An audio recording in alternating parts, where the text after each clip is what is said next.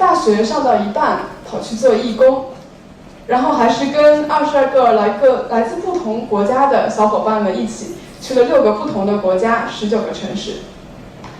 那许多人听到这样的故事，首先会然后又觉得不可思议。其实我自己最初听到有这么个环球义工旅行的故事的时候，我也觉得是个天方夜谭。但是我大2的时候发生了2件事儿。首先是我交大医学院的好朋友，拿了2年奖学金，突然就考了 SAT， 考了托福，跑去美国重新开始读数学系。然后是我初中时的闺蜜，也是在华师大读艺术教育，然后毫无征兆的去了德国，一边打工一边参加考试，重新报考德国的音乐学院。那我当时就觉得，这都可以，那我休学半年算什么呀？于是就这么毅然决然的上路了。但我直到真正下了决心以后，才发现原来没有那么容易。我收到过各种各样的质疑：为什么要休学？为什么是做义工？干嘛非得现在去？但这些不可思议，在我自己这儿却一直特别的顺理成章。为了成长，成长的过程是来自跨越的过程。我们都很容易待在一个随遇而安的空间里，去完成这个空间里的所有，好像都那么轻而易举。但我却不想放弃成长的机会，我更愿意选择一条少有人走的更坎坷的道路，在一次又一次的跨越当中，迫使自己去成长。那过去的5个月里，我曾经跨越内心的恐惧，和艾滋病的患者面对面的交谈。我也曾经跨越王室特权的敬畏，和荷兰的公主女士分享我的公益理念。我也曾经跨越对毒品交易的偏见，在墨西哥和那些贩毒而入狱少年罪犯们分享我的公益理念。每一次的跨越，无论是作为一个组织还是其中的个人，你都必须去承受许多心理上甚至生理上的挑战。但正是这些挑战让我变得更好，变得更强大。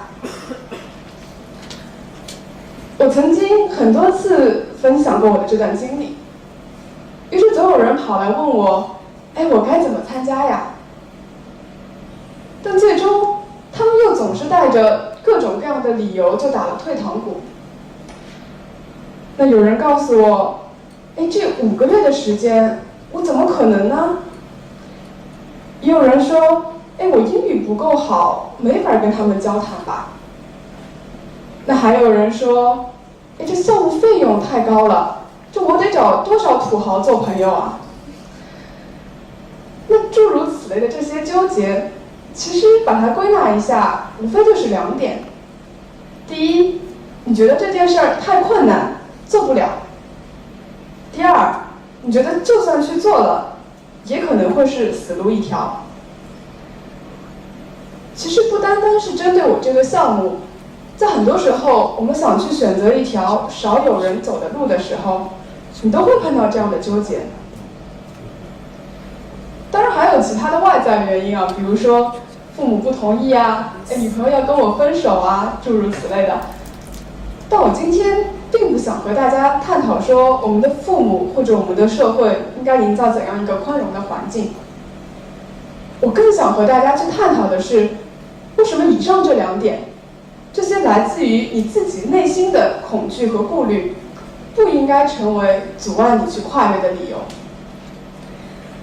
那我们先来看第1点，你觉得很困难，跨不过去。那用我自己的例子，我去参加这个项目，首先要完成$5000的筹款，他才会提供相应的奖学金去资助你完成。$5000，那可是3万元人民币。你会给我3元钱去资助我吗？所以在当时对我来说，觉得这是一个不可能完成的事情，只是说抱着试一试的想法，发了非常多的邮件，然后开始一点点的写筹款策划书，甚至给很多网上找到的基金会去打电话。我当时还是跨洋电话，因为人在美国。没想到居然真的有了回复。先是当时支持我去四川组织支教项目的华侨基金会，给了我1万元人民币。然后是在美国偶然认识的忘年交 Kenneth 先生，给了我500美金，作为对一个年轻女孩勇气的嘉奖。我的一个好朋友又给我推荐了一个叫点名时间的网站，是一个通过网上的小额筹款来完成目的的一个地方。那我当时觉得，大家凭什么会去资助一个素不相识的女孩呢？但是没想到，只有1个月的时间，我就有了208位支持者，总共筹得10980元人民币。而我的这些支持者中，有高3的学生希望我成为他今后追梦的参照，也有交大毕业的学长希望我完成他未尽的理想，甚至还有80后的母亲希望我成为他刚刚出生的儿子的榜样。所以遇到困难的时候怎么办呢？去做就可以了。因为在你没有真正去尝试之前，你真的没有资格去评价这件事到底有多困难。就像你看到的这道坎，也许你会发现，原来是有一个人用了放大镜放大了曾经的那个困难。又或者你会走着走着，发现一个更强大的自己。甚至更有可能的是，你会发现有为你搭一座桥。好，那现在假设我们已经跨过了这道坎，那是不是真的会此路不通呢？这其实也是我自己当初最担心的一点。休学这半年，保研资格没了，实习没有时间，各种出国考试也来不及，所以几乎传统意义上毕业之后的3条选择，对我来说都变得困难许多，以至于我之后都已经在路上都会时不时的去质疑自己当初这个决定是不是太冲动。但渐渐的，我在路上遇到许多人，分享他们的人生故事，都让我去意识到，人生其实有无限种可能，你选择的每一条路其实都是对的，而关键在于遵从自己内心的选择，并坚定地走下去。比如我在比利时的临时寄宿家庭，恰好是当地 St. Petersfield 这个城市的市长 Luc Decanica。那大家一定会以为他在政坛摸爬滚打许多年了吧？他却告诉我，当上市长纯属意外。他做过律师，也开过药房，唯独没有想过要进入政坛。但一直没有变的是，他想为当地居民去改善生活，创造一个更美好社区的一个愿望。所以做律师的时候，他就为贫困的家庭减免律师费。然后开药房也是因为他觉得当地没有一个好的药店。所以就在一件又一件的小事中，他逐渐积累起了自己的威信，并最终当选为市长，民心所向。还有一个我的好朋友，24岁的瑞典女孩，高中毕业之后，她跑去餐厅做服务员，又去销售电话卡，然后跟着我们这个组织做了1年的义工。你觉得她的人生会怎样？其实根据我们传统的想法来看，这几乎就是一个失败的辍学者。但事实上，他现在正在美国顶尖的哥伦比亚大学新闻系求学。我至今还记得我跟他第一次见面的时候，他非常自豪地自我介绍说 ：“Hey, this is my 5th step year， 这是我第5个间隔年。”原来高中毕业之后，他觉得自己不知道喜欢做什么，于是就跑去接触社会、体验生活，并最终在我们这个环球义工旅行的过程中，发现了自己的兴趣，去做一名记者，用真相推动社会的变革。